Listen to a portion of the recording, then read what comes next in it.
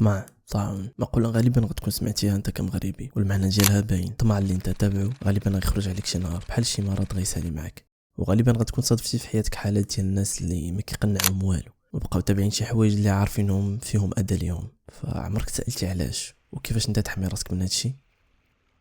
قبل ما نبداو معكم خوكم تريكي، انسان كيطرح بزاف د الاسئله في الحياه وكيحاول يفهمهم، ربما يلقى جواب ينور به راسو، وان شاء الله لقى النور في راسكم حتى نتوما. فاذا عجبك الشيء اللي كندير ما تبقاش عليا بشي فولو وارتاح مع راسك انتظر داركم.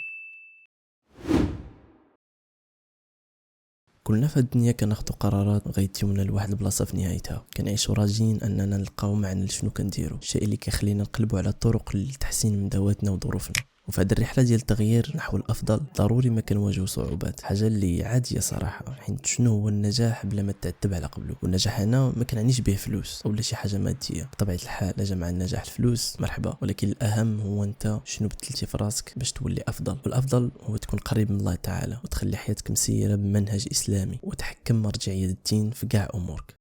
المشكله كما قلت في الاول هو الطمع، واغلبيه فينا للاسف طماع، واخا ناخذوا مال الدنيا وكل شيء اللي بغينا عمرنا غنقنعوا وغنطمعوا في اكثر. رسول الله صلى الله عليه وسلم قال في هذا الصدد: لو كان لابن ادم واديان من مال لابتغى واديا ثالثا، ولا يملا جوف ابن ادم الا التراب ويتوب الله على من تاب.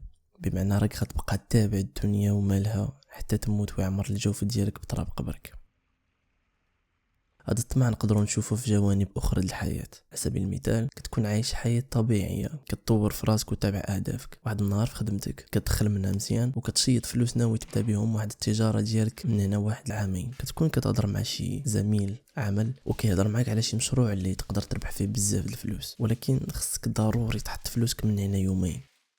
عجبتك الفكره ولكن قبل، لانك انسان عقلاني، مشيتي سولتي الناس على هذا المشروع، والاكثريه حاول نصحك تبعد، لانه الريسك باش تخسر كل شيء طالع بزاف. يقدر باش تنجح فيه تكون ملزم دير شي حوايج اللي الله تعالى نهاك ديرهم ولا تقرب ليهم كاع. هنا تلفتي من واحد الناحيه كتقول ما خصنيش نتعطل غيمشي عليا الحال، وماشي مشكل، راه انا مقتنع باللي كل شيء غيمشي مزيان، وباللي انت عارف ربما الله تعالى ما غيحاسبكش على داك الشيء وغالبا غتربح. ومن جهه اخرى الناس اللي عارفين نصحوك تبعد عليه. انا طحتي فيما يسمى بالفير اوف ميسين اوت، اللي كيعني الخوف انك تفلت شي فرصه. هذا الخوف من بعد خلاك تدخل على داك المشروع، وللاسف خسرتي كاع فلوسك اللي ضربتي عليهم سنين ديال الخدمه، حيت خفتي يمشي عليك الحال، وباللي حياتك كامله كانت واقفه على داك المشروع، في حين كنتي عايش حياه هانيه عندك خططك واهدافك. ومن بعد عرفتي ان الناس قبل منك وقعوا في نفس المشكل، ومن الاول كان داكشي ما منوش. وهنا عرفتي باللي زربتي ونسيتي ما توكل امورك لله وتوكل عليه قبل ما تاخذ واحد الخطوه مطهوره اللي كان فيها ريسك كبير بزاف. ما قدرتيش تصبر وتزيد تخدم شويه وتخدم عامين اللي كنتي حاطها في الخطه ديالك وتبدا تجارتك، وخطوه واحده متهوره ادات لك كل شيء على قبل يومين.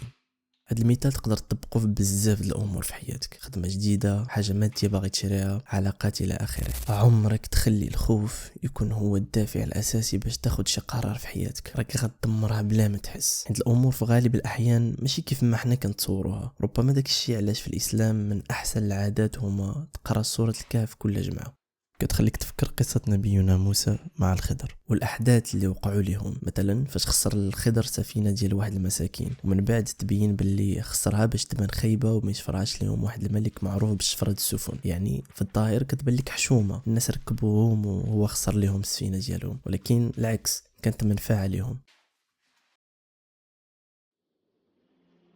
اخي اختي، الخوف والطمع في حوايج دنيويه لا تجمعوا في شي واحد عارف باللي غادي للهلاك. خلي في راسك باللي اي حاجه بغيتيها ما تقدر توصلها الا اذا مكتابه ليك، وما غتمشي غير فين ما مشاك الله. غير ارتاح، راه ما حد كتفكر بزاف وتخاف شي اللي غيخليك الطمع غادي غير تزيد تعذب في راسك وتهلك نفسيتك. والدنيا اصلا ما كتستاهلش تعذب على قبلها، راه ما كتسوى عند الله تعالى الا جناح بعوضه، ما تعطيهاش اكثر من قيمتها. خليها في الله، راه هو احسن مدبر، توكل عليه في كاع امورك، راه هو احسن وكيل. ومن بعد التوكل خدم وسعى ورضى باي حاجه كتبها عليك مولاك، وما تنساش باللي الدنيا بكل شيء اللي فيها راه فانيه.